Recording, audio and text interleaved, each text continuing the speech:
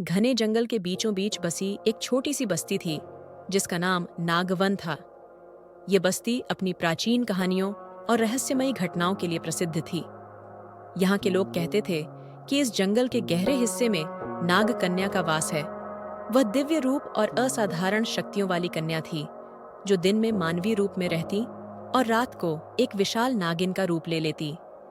राघव, एक युवा वनस्पति वैज्ञानिक जो दुनिया भर के दुर्लभ पौधों की खोज में लगा रहता था, नागवन पहुंचा। वह जंगल के अनजाने हिस्सों की खोज के लिए उत्साहित था, लेकिन उसे गांव के बुजुर्गों ने चेतावनी दी कि जंगल के गहरे हिस्से में मत जाना, जहां नाग कन्या का निवास है। राघव ने उनकी बातों को अंधविश्वास मानते हुए अनसुना कर दिया।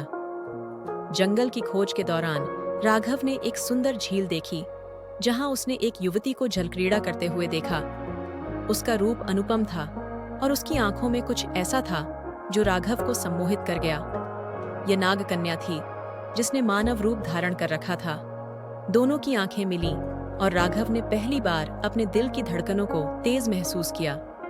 जैसे जैसे दिन बीतते गए, राघव और उस युवती, जो अपना नाम नंदिनी बताती थी, के बीच मित्रता गहरी होती गई।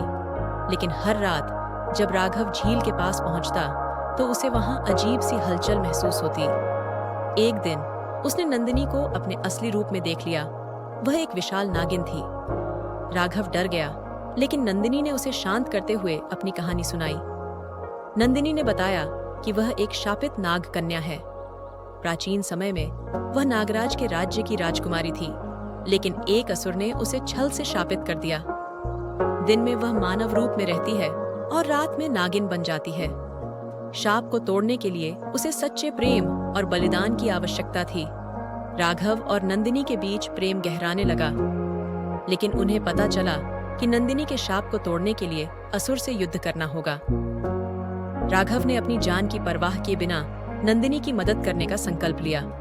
कहानी का चरम तब आया जब राघव और नंदिनी ने असुर का सामना किया। असुर शक्तिशाली था, लेकिन नंदिनी ने अपनी नाग शक्ति का उपयोग किया।